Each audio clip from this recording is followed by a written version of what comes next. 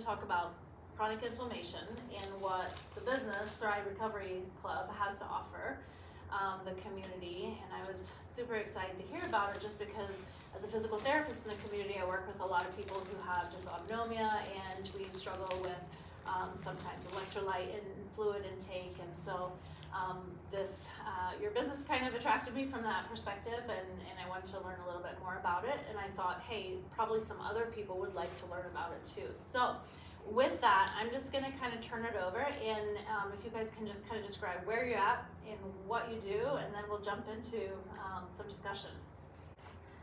So my name is Aaron McDonough. I'm a pharmacist. I co-own Towncrest Pharmacies, but we also co-own Thrive Recovery Club.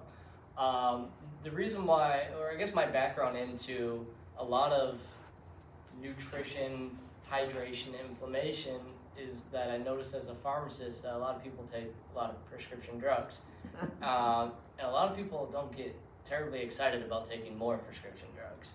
And what a lot of people don't know, and something that I learned actually after pharmacy school, wasn't taught to me in pharmacy school, was the concept of drug-induced nutrient depletion. Meaning a lot of prescription drugs that we might be taking can deplete several nutrients that are very important.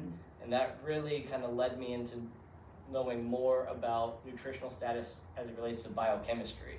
Now, I won't nerd out on you guys about biochemistry, but I'm oftentimes... going to have to get a whiteboard. I know. So one thing that I always talk about is the Krebs cycle, which you guys may or may not, probably not, don't know anything about, but the Krebs cycle is how your body produces energy. And when it produces energy, it also produces what we call free radicals. And so the analogy I always give is how your car has fuel, you put gasoline in it, and you press down on the gas, it moves forward, it has energy. Well, what happens behind the car? It produces exhaust. And that's what I kind of relate to back to the body. When your body has the right nutrients in it, we think about B vitamins, we think about coenzyme Q10. It produces energy through this Krebs cycle. But that also produces free radicals that can lead to inflammation. So your body, when it produces energy, also produces exhaust like a car, and that can lead to inflammation. And so these types of concepts just kept coming up. And the biochemistry, the nutritional biochemistry that I thought was really important and really interesting was not being talked too much about in the community.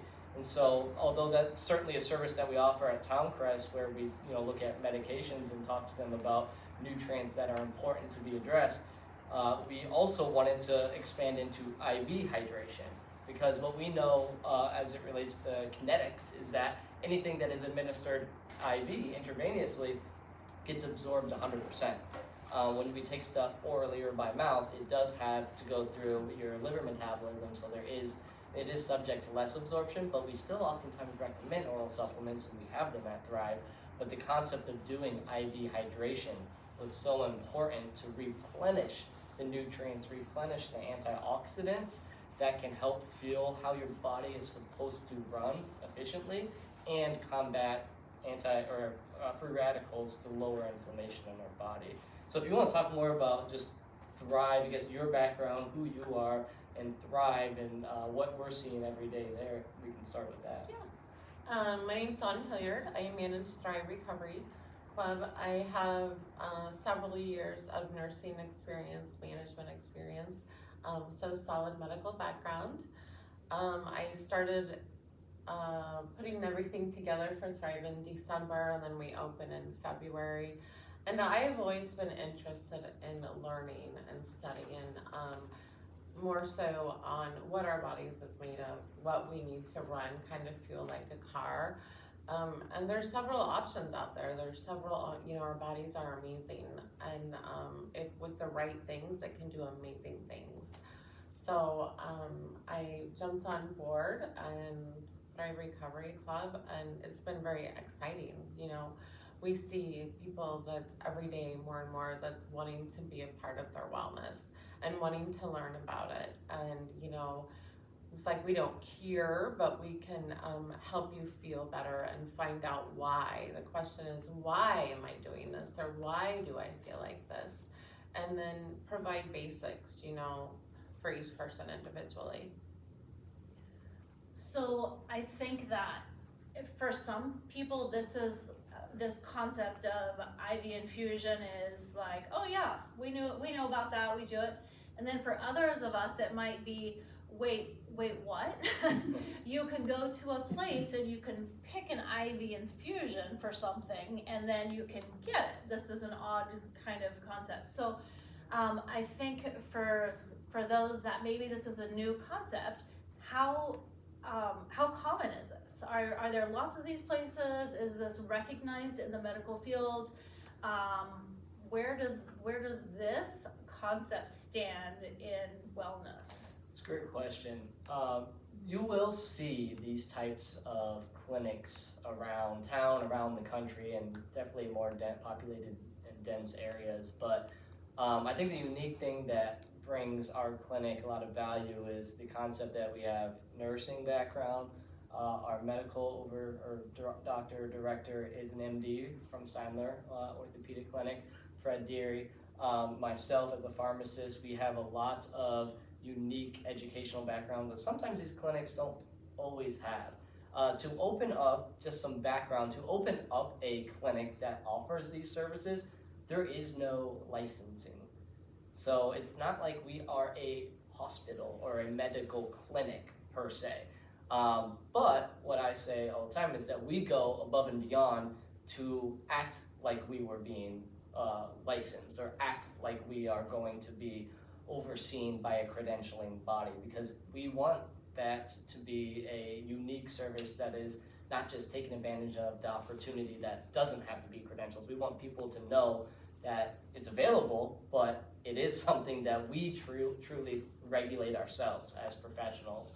So to answer your question about how easy, logistically speaking, because we have that unique background, nursing, pharmacy, medical doctor, we are able to actually have standing orders where somebody can walk in off the streets and kind of pick all the cart from a menu saying that they want XYZ infusion. And oftentimes people don't know exactly what they want because this is such a unique service. And so they'll come in, talk to Dawn and say, what is it that I want? And then Dawn usually can curate an infusion based off their unique needs. I don't know if you would like to share an example of some types of examples of people who come in and they might not know what they want, but you're able to identify maybe what their needs are. Yeah, so basically start with, why are you here? What brought you here? How are you feeling? How would you like to feel better? What is keeping you from today doing what you would really like to be doing? To give you some extra energy, or you're not sleeping. Like, everyone's different, and that kind of plays a role in inflammation. When you talk about inflammation, like, that's the underlying key to several things. Number one, pain, but there's a why thing. So while it's not being noticed, like, it's like even gut. If you have inflammation, it affects your sleep, it affects your pain level, it affects you sleeping, it affects gut absorption, and that kind of reflects also with the IV and how that works better, because if you have chronic pain, inflammation, your gut is kind of at a reason where it's not doing as well as it should. So if you're taking oral supplements or you're eating, it's not absorbing and processing those things like it should. So you can help with an IV, because that's going directly in your system. And so we're working on making all those systems better and providing nutrients, providing, let's say you're not resting, there's things, magnesium, vitamin C. So it's like we can focus on the individual keys of where you're at in that process with inflammation and pain, and try to find out where it's coming from and why, and start treating that, and then get you on a program to hopefully overcome that whole inflammation process. So let's talk about what is inflammation, chronic inflammation, and why do we care? Yeah, so let's start by differentiating what acute inflammation is versus chronic inflammation. So acute inflammation is good. That's your body's response to an injury. You fall down, you scrape your knee, and then it becomes red, it becomes inflamed. That's your body's acute reaction to heal yourself. Chronic inflammation is something that's a little bit different. Usually we say it's almost like a low-grade inflammation that just kind of creepily increases for several years, could be decades. And eventually it becomes something that is a problem. And so this doesn't have to be just musculoskeletal inflammation as it relates to pain. Obviously, we're talking about musculoskeletal inflammation. But a term that isn't as well accepted, but something I like to bring up a lot, is meta-inflammation, which is metabolic inflammation. And so that low-grade inflammation over time is not just in your joint tissues, not just in your connective tissues. It can be in your cardiovascular, cardiometabolic system that leads to diagnoses down the line of these cardiometabolic conditions. Hypertension is an inflammatory condition. Even we can say diabetes is an inflammatory condition. Pain, arthritis, is certainly an inflammatory condition, but these are kind of different things that are different from acute versus chronic inflammation. That meta-inflammation, that chronic low-grade inflammation over time is something that can be addressed, but we have to figure out what's causing it in the first place. And again, going back to what we always like to talk about is, how does your body work on a biochemical level? And again, I won't nerd out about biochemistry, but that's how your body functions. It functions by going through these biochemical processes. And as a pharmacist, I know that the drugs that you take for inflammation or the drugs that you take for many conditions and diseases start, or they work on these biochemical endpoints. It might be an enzyme. It usually is an enzyme, but it's all biochemistry. And so what we try to do is, how do we address that biochemistry with a different input? And that input is typically nutrition or nutrients. Whether IV, whether oral supplementation, it can be customized.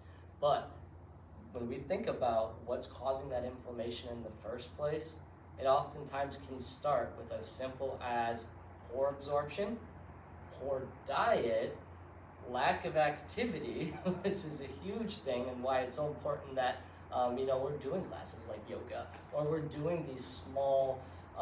It doesn't have, because when people think about exercise, oftentimes they're like, all right, I gotta go run a marathon, or I gotta go bench press 250 pounds.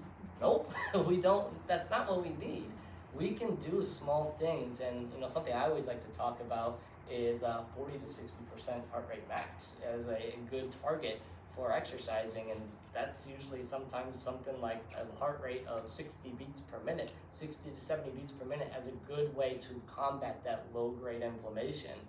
And so I know I'm going on a tangent here, but that acute versus chronic inflammation, it's a completely different thing, and there's several different ways to combat it, and it doesn't have to always be the prescription drugs that I always see as a pharmacist. It can be things like nutrition, it can be things like activity.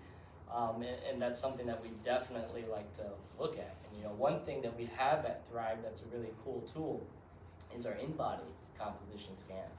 And it can actually look at how your water is shifting throughout your body, whether it's inside of your cells or outside of your cells, and that will actually spit out a score of how inflamed your body is, whether you feel it or not. And that's something that can be addressed. So can you speak to that in the context of like heart disease, Parkinson's, diabetes type 2?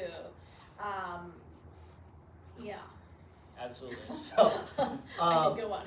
when we think of, and some of these conditions are, a little more minor, and some are very extensive, very scary conditions. I'll talk about autoimmunity too, because that's huge. It's on the rise. In the last 20, 30, 40 years, we're just skyrocketing. And what the literature is supporting is that a lot of this is actually coming from the foods that we're eating and the lack of activity that we have. There are several different people who actually are trying to create even more literature on protocols that are focusing on nutrition and activity as opposed to the prescription drugs. So whenever you see a really cool ad on TV for a prescription drug, they are typically targeting inflammatory receptors or enzymes. So interleukins, TNF alpha, these are all drug targets for inflammation. And all of these are typically for autoimmune conditions, or just a condition that starts with the root cause being inflammation. So if you're able to address what's maybe causing that autoimmune reaction in the first place, and typically it comes down to how our body's detoxing, which when we think about what is needed to detox our organ, the liver, is very important. Well, what fuels our liver? The mitochondria. Well, what fuels our mitochondria? Coenzyme Q10, B vitamins, antioxidants like lipoic acid.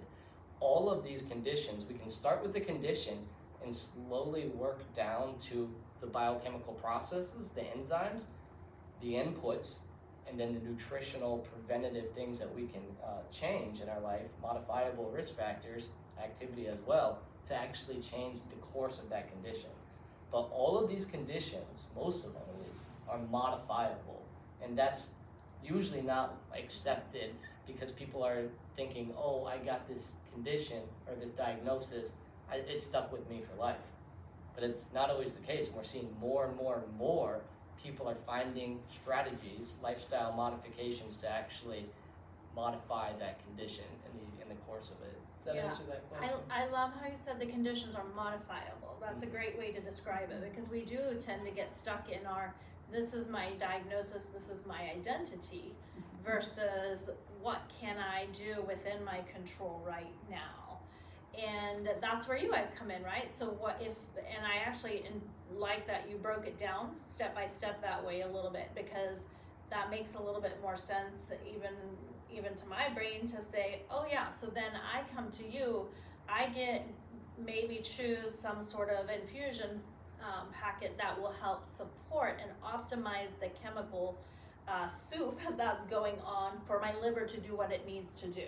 Correct. Is that kind of... Yeah, and I think one cool thing that Dawn has started to do is we realize that a lot of people are nutrient deficient, but it might be important to actually see exactly what you're deficient in and how deficient you are. So we started doing lab testing, and if you want to expound upon lab testing and how that can help us curate a specific regimen. Yeah, absolutely. So any lab is available to anyone that wants to, the knowledge of, where their levels are at, get some education, education about me, what's happening in my body, and where my levels are. And when you say lab, what are you talking about? So lab work, like your baseline of where your nutrients are, your baseline of where, your iron is, any specific baseline of what your stable is, it's like where our balance is. So you can see that. And versus okay, vitamin D, a lot of lack of vitamin D, but how do I know I have a lack of vitamin D? Well, you know what, you can have a test easily, and we do draw the labs right at Thrive, and send them off, but that not only tells you your baseline, but then you can also know and you can monitor what you're doing. Is it improving those values? And what are some of the labs that we might be focusing on that give us important information? Vitamin D for one, vitamin B. We do even have a glutathione that can get tested, which is, key to inflammation. I think magnesium's a really cool one too, because if you were to get a standard magnesium blood draw, maybe at your annual clinic visit, they're actually testing serum magnesium, which basically means just the magnesium that's free flowing in your blood. Well, magnesium is required for your heart to pump. And so if you were completely depleted in magnesium just in your serum, you wouldn't be alive. If your magnesium needs it or your heart needs it to pump, your heart pumps to keep you alive. So if you get that level checked and you think that's your magnesium level, that's only telling you how much is in your blood to use in your organs like your heart. But there's RBC, red blood cell, which is intracellular magnesium levels, which is actually, when we think about going back to that nerding out on the biochemistry, all those reactions are occurring within the cell. So the nutrient needs to get into the cell to work as it should. And so that's different from outside of the cell or in the serum. So that magnesium that we would draw actually shows you the red blood cell, the magnesium intracellularly that would be different from what you might normally get at an annual wellness visit. So there's difference in the types of labs too.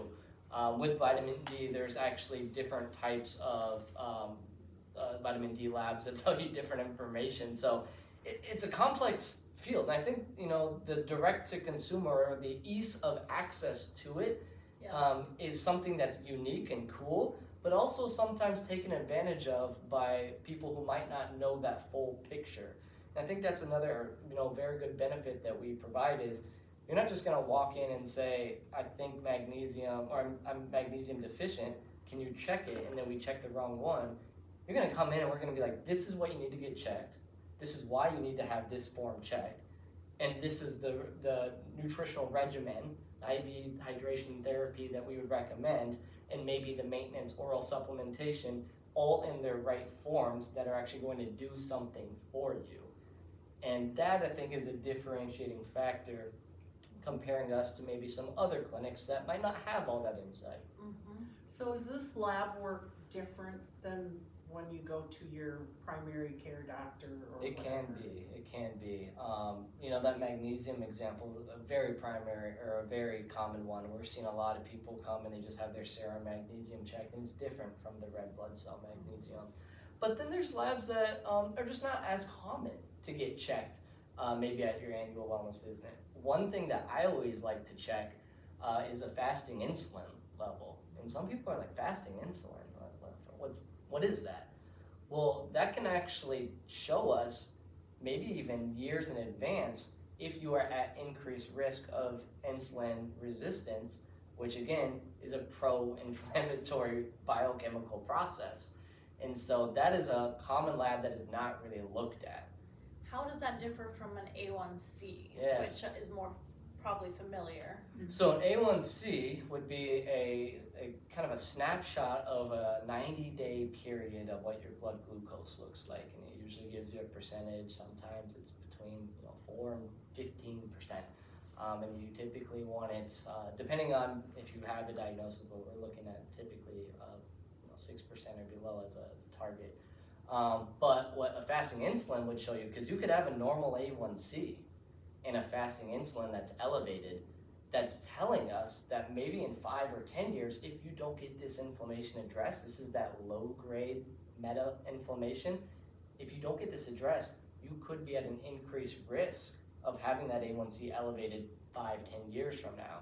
And so that's an example of a lab that you probably wouldn't normally see at an annual wellness check, but something that's unique that we can draw for you to show you, hey, you might have normal labs now, but this one stood out, and it's showing that if this is not addressed through activity, through diet, through nutrition, through hydration, through vitamin status, then you could in the future have a diagnosis that you don't want. And so again, it's also modifiable.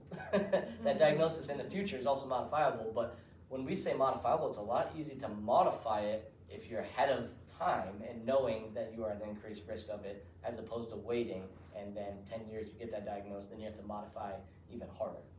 So if you already have an elevated A1C, would the IV therapy, Potentially help with that? yeah. Yeah, so what we would not do is give you a drug that would be infused that would lower your A1C dramatically. That's not kind of the goal here, is to give you some like quick Band-Aid that you have to keep coming back for, to like a drug infusion that you would see people having to go to a clinic for. Ours would be a nutritional plan, and so that nutritional plan slowly addresses why that A1C is elevated in the first place.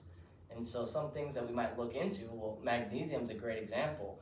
Your blood glucose and your insulin need magnesium to get that glucose to go inside the cell. Well, why do you want glucose to go inside the cell? Energy. That's how if you don't use your glucose as energy, it can get stored into as fat. And that's not a good thing too. And that creates also inflammation.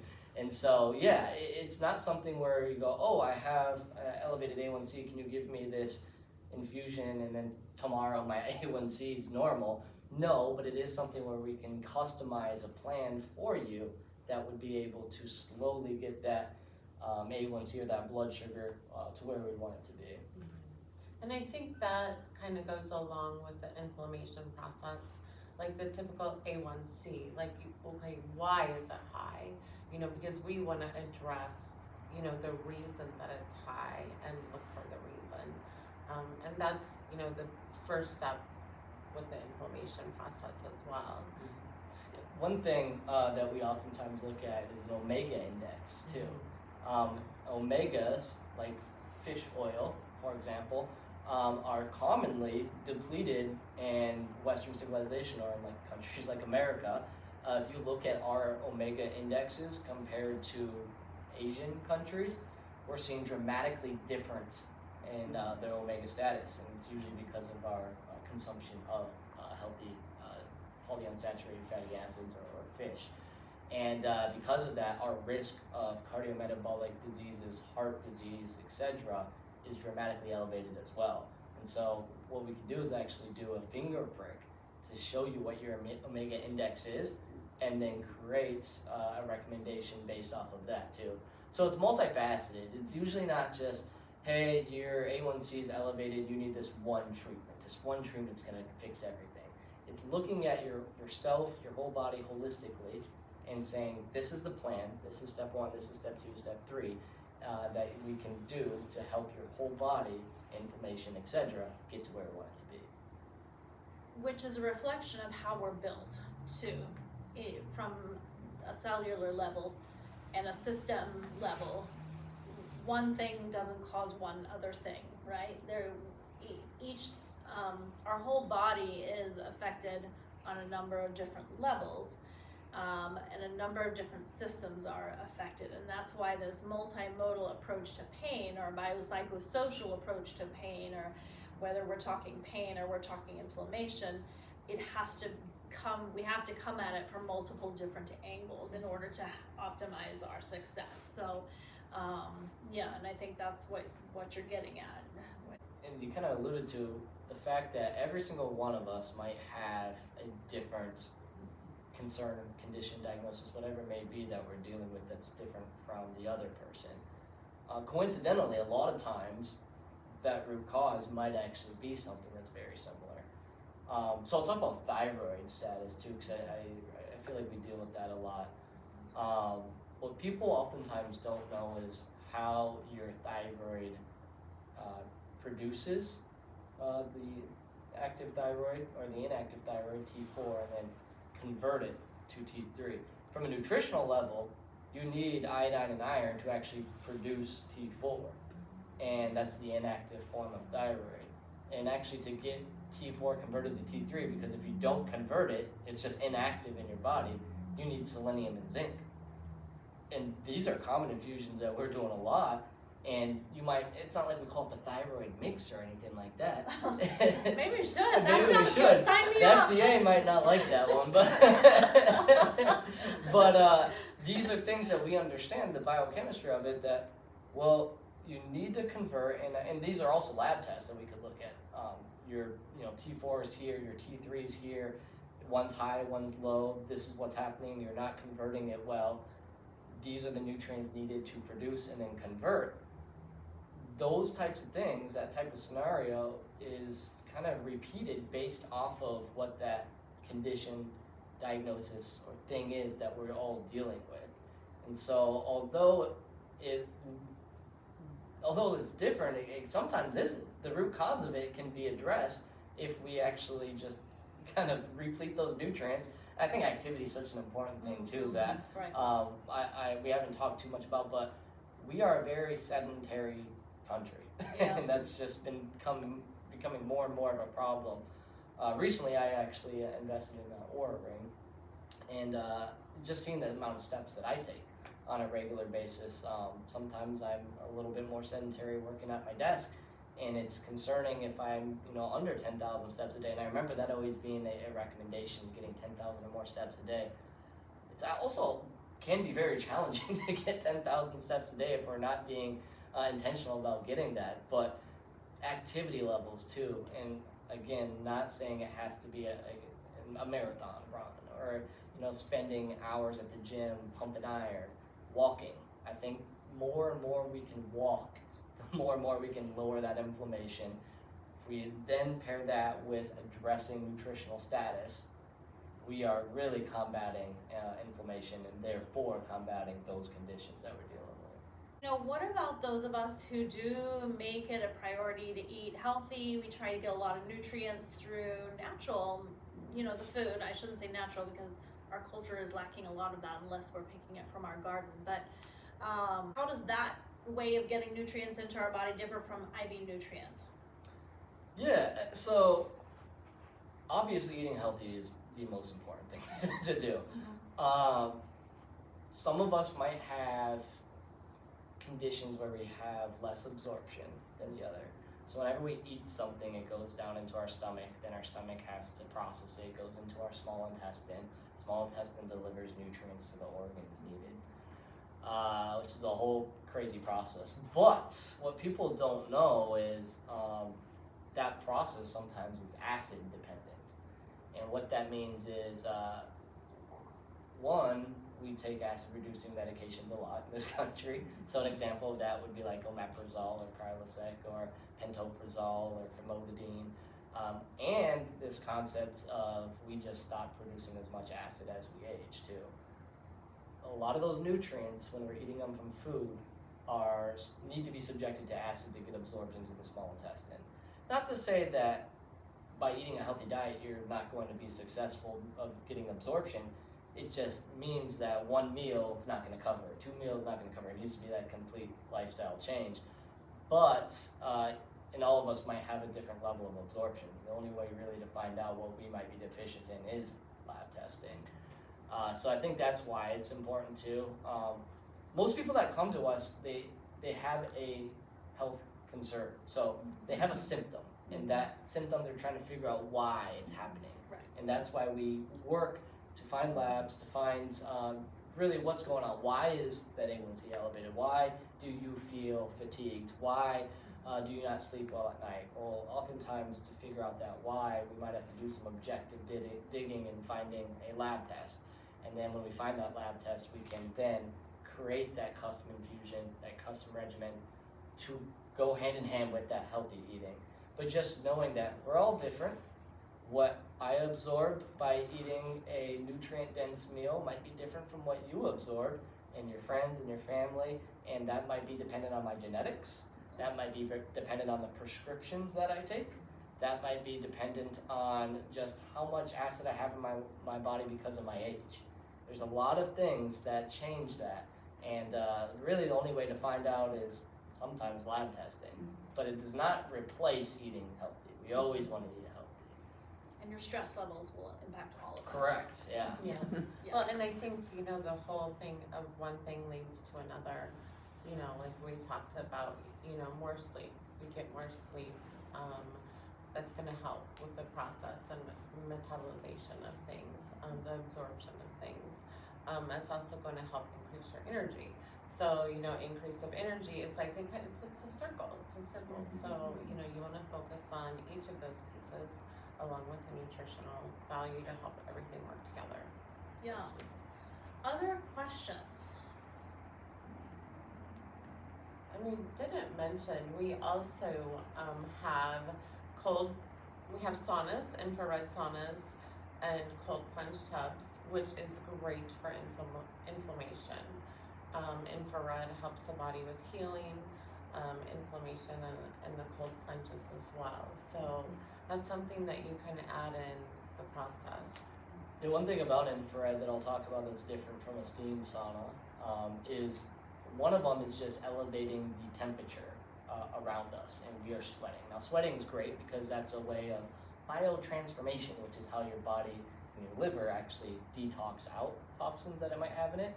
But you actually, when you use an infrared sauna, that actually penetrates, because there are different wavelengths, that actually penetrates into the organs and can actually detox from within. So the difference between a steam sauna and an infrared sauna is one creates the ambient temperature to be elevated, and because of that you sweat, and the actual infrared sauna, increases your internal temperature of your body and makes your body detox from within. So there are differences in even the saunas that we use, and so understanding those things and the different wavelengths too, the near infrared versus far infrared versus mid infrared, they have different benefits from skin health to actual liver detoxification. And so understanding those differences, there's a lot of information to be able to unpack and to know about. And I think, again, coming back to that's what the value is that we try to provide the community is not just saying, hey, we've got these cool things that we know are fads right now, like saunas and IVs, but we really understand how they work. We understand how they work with you on the biochemical level, on the nutritional level, on the evidence-based science level, and we want you to understand it. We don't want you just to do an IV infusion or a sauna because we said it was cool or your friend said it was a good idea. We want you to know what's actually doing inside your body to make you feel the way that you want to feel. And then again, have the labs so you can actually see too. You want to know if this is helping and where it's helping. So I appreciate the attention to detail and evidence in what you guys are explaining and what you offer, because maybe the general public has no interest in all those details, but I think there's definitely a few of us that do, and we want to know, okay, wait, what is behind the scenes, and maybe not to the level of a whiteboard, but yeah. So thinking about tying it all together a little bit, at what point then is somebody done with IV infusions, or is it do you see people come and go intermittently throughout the year? Is it kind of an ongoing thing? How does that work? Well, I think it's different for everyone. It's important to know what your body's telling you and how you're feeling. And then also, once you get to a level where you are, kind of maintenance is good. Just like, we get our car oil changed. So it's always good because our levels, we're always using them, So it's always nice to keep a average level, keep the maintenance going, and then you can monitor as you go. Let's say, then your immune system is a little bit weak. You're being exposed to things. You're feeling some inflammation. Then it's time maybe, let's do IV again. In between the oral supplements and things you're doing, because you don't want to get back to where you're building up inflammation, and it's harder to control. Do you guys work directly with functional medicine doctors, primary care physicians? What does that look like, the communication? Functional medicine a lot, because too with the IV, it goes in, so they're seeing a lot of the chronic gut disorders where the oral supplements aren't working or aren't being metabolized. So they're recommending IV infusions. Vitamin C, it's all over the country. That's our powerhouse for many of our body processes. And, everyone is always told that, you just excrete the extra. However, your cell is still absorbing all that. So you're kind of giving your cells like an extra bolus, a wash, and they're absorbing. So it's kind of like, they're getting a huge cleanse within the cell. Yes, you're gonna discrete it and get rid of it, but you've just supplied a powerhouse, to those cells, which as far as inflammation and healing, they've decided, that's simple and it's easy, something to do. Low risk, very low risk, and great for many of your body processes. So we get that iron. We do iron infusions, which your iron levels can be a range of this. So a lot of people with chronic fatigue, that's another thing, you would question, not just thyroid, but you might be on a lower end. You go get to the physician and they'll be like, your iron levels are good. Well, they might be good, but they're all the way down here and you're tired. So we can make them better. Yeah. And again, by labs, so we do get a lot of iron patients because it's very hard, the process to get iron. You cannot get iron unless you're diagnosed to be depleted. Do you feel like so probably my guess is the functional medicine doctors are a little bit more open to communication back and forth, because they're already thinking out of the box. Right. And do you get some pushback from the more traditional model of care physicians, or how is that communication back and forth? So what I would say is, a prime example that Don mentioned with the iron infusions, I think it's such a cool service that we're offering and getting a lot of referrals from the functional medicine providers, because if that patient were to schedule a IV infusion at a health system, a local health system, they've actually been told that they're 6 to 9 months out, and that the infusion would actually bill their insurance like 5 times the price that we would actually charge them. And so it's very unique that the provider's like, well, you're saying I can get an infusion this weekend when my patient was told that it's going to be 6 to 9 months away, and the cost is actually going to be cheaper, and they don't have to do a full day visit at the hospital. And we're like, yeah. So that aspect, working with those local providers, clinics, etc., they get really excited about that. There's always going to be pushback, no matter what. No matter what field we're in, someone's always going to have a different. If you're doing something different than the norm, but we need more people to do different things to be healthier. Yeah. Yes. And I find it very important too. We aren't curing. We don't want to take away the care that you're getting from your provider. We want to work with them. We want you to follow up with the provider and share what we're doing. Because again, it's all a process, and that's how it should be. And for the most part, I think, if someone is really concerned about your health, they are going to be open to all of those options for you. We've created a lot of policies to make sure that it's in your safest and best interest. Someone's not going to walk in off the streets and get a full blast of iron infused into them without us knowing what their iron levels are, and then communicating that with their provider. So there's some things that are less risky, like B vitamins. You can walk in off the street and get some B vitamins from us, because if your body uses what it uses and needs, it will excrete the rest through the urine, being a water-soluble vitamin. Iron, on the other hand, we would probably want to get labs checked first. Now the B vitamins, that's an interesting one, because let's say we have somebody who is above 50 or maybe 60, 70, getting some neuropathy or these numbness and tingling kind of things, and red flags have been ruled out. Okay, so we're not concerned about an emergency situation. But that might be an example where somebody could come in and get a B vitamin infusion and see if that changes their symptoms, right? Neuropathy. Yeah.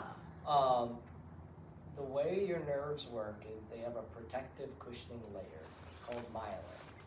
And what fuels the myelin are B vitamins. Your B vitamins, specifically B12 and folic acid and B6, can be very beneficial to actually fixing that root cause, restoring the integrity of the myelin sheath.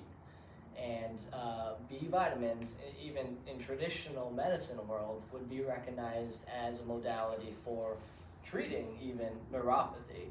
And so that one would be one that is less even radical or new thought process that only functional medicine or new age providers would be thinking about. Even a traditional provider would say, yes, B vitamins is going to be something that has been proven to be very beneficial for neuropathy symptoms. And so one, IV infusion for sure would give you that quick boost of IV vitamins that you would need.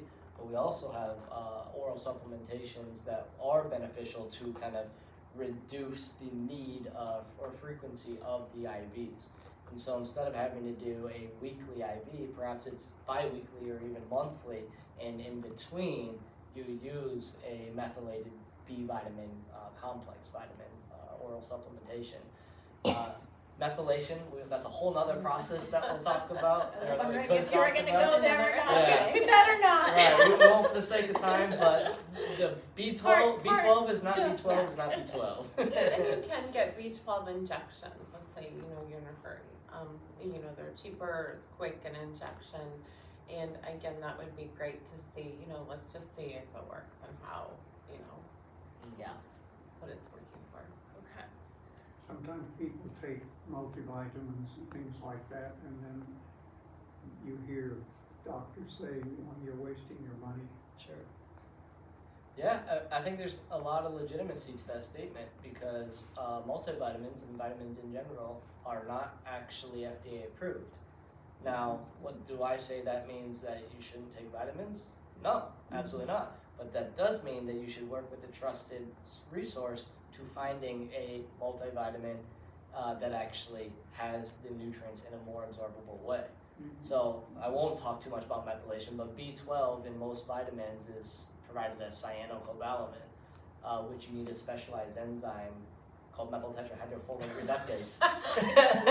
You did not just say that out loud, did you? Or Can you spell it? MTHFR. Say that 3 times in a row. That converts it to its active form, and a lot of people actually have a genetic. Myself, I've been tested for this. 50% of the population have a genetic mutation that cannot convert that to its active form.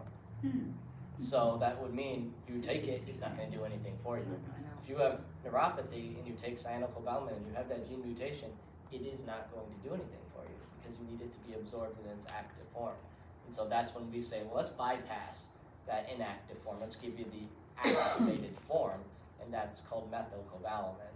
So that's just one example of one nutrient in a multivitamin.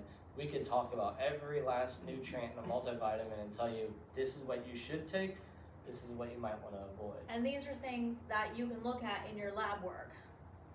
All the things that you just talked about. Yes, yeah. Okay. Do you report to providers when someone comes and you send that information on, or do you? Like the lab results? Yes. Yeah, if that's something and that, the treatment that you provide, yeah. or does the person himself or herself have to go and tell them? We will do either or. So I typically, if the provider, a lot of times the provider will reach out to me and let them know that, hey, I have this client, we have a referral form that they fill out. And I just keep an open communication with them. You know, they usually provide a reference. They will even provide me with the labs that they have. We just share the information back and forth. I put the information I have in your chart and the information they give me in your chart, and then follow up with them and share the same thing. So everyone has that communication again, you know, because that's important for your provider. Do you do longitudinal studies on your patients to keep track of how they're going and what benefits they're experiencing? Yeah, I would say like I follow up. anecdotally. Yeah. Like a true study, like No. that would cost a lot of money. Yeah. And you can't, you know, I follow up, but they have to share with me. So, you know, I'll reach out and follow up with you, and if you keep that communication open, we do. Yeah, so it just depends on the person and how much they're wanting to follow up and follow through and communicate. Yeah. And do you have, do some insurance companies cover patients coming to you? And see, that's the challenging part, being a Yeah. recognizable clinic Yeah. by the insurance world. It is a cash pay service. But that being said, is we really try to make them as affordable as possible. And you know, oftentimes what some people do forget is if you went to the health system, billed your insurance, and got an infusion or whatever, XYZ, yes, you do have that luxury of being able to say you billed insurance. Does that mean you have $0 copay? No, that might mean in a month or two you get a nice surprise bill saying you owe a couple $100s. And so, and what we try to do is, yes, it is not covered by insurance, but we try to make it even less than maybe what a copay would be if you were to have that assessed by the insurance company. I think a different way to look at it though too is the benefits. So if we use your fasting insulin test as an example, and the cost of diabetes type 2 over the course of 20 years, that cost is going to be far greater than your cost of getting a lab test and addressing it early on. But that requires some forward thinking. And, you know, it's like, well, if I pay for my health, even if it's now cash-based, it's going to be better than if I'm paying for my sickness with all the drugs that are necessary, and the visits here, here, and here, and the tests that are going to be necessary when I'm sick. But that's hard for people to understand when they're healthy too, and that's where I say it requires some forethought, I think, but you know, that's why we pay for a gym membership, that's why we pay for other things that we choose to stay healthy, and this is just a different way to kind of think about our health. And in the long run, it might be preventive. it's preventative, Yes, yes, yes. so important, so important. But that does require some reprioritization and reframing of health as preventative versus reactive, which our culture is one of a very reactive, treat the disease medical model versus the preventive lifestyle medicine model that lots of us are trying to incorporate more of. Yeah, I would say one of the biomedical model is, almost like a quick fix, but that quick fix is a drug typically, and that one drug can lead to side effects and require another drug, and then another drug is needed. We call this polypharmacy. This preventative model is a lifelong commitment, is what we kind of say a lot of times, but it is something that if we commit to, maybe have an investment. It's not always a financial investment, but even a time investment too, because we want you to do all the things, go to yoga, exercise, eat healthy, maybe get an infusion every so often. There is an investment level there. By doing that long term, there's usually maybe cost savings, but also quality of life savings as well, which I think is even more important than cost savings. What I hate to see is people aging in a way that maybe their number, because I think age is just a number. So if we're 70 years old or 80 years old, we can either feel like that age, or we could even feel like we're 90 or 100, or we could feel like we're 60. And so we, again, all modifiable. Age is a number. There's metabolic age, there's biological age. How we can feel does not have to be reflective of the number that we might be associating with. If you ever see us make an ad saying, all you need is this, Run the then other way. run the other way. Yeah. There's no such thing as all you need is this. There's no quick, easy fix. It's a comprehensive approach, a commitment to a lot of different things. And if I make an ad that says, hey, I'll do all these different things, then yeah, maybe you can listen to that. But Well, I think that's a good place to kind of wrap things up. I feel like we could go on for a long time with a lot of questions, but I really felt like I learned a little bit more about the science and the specificity that goes into the Thrive Recovery Club, and I appreciate that, and I think that our listeners will also appreciate that. So thank you guys so much for your time. thank you.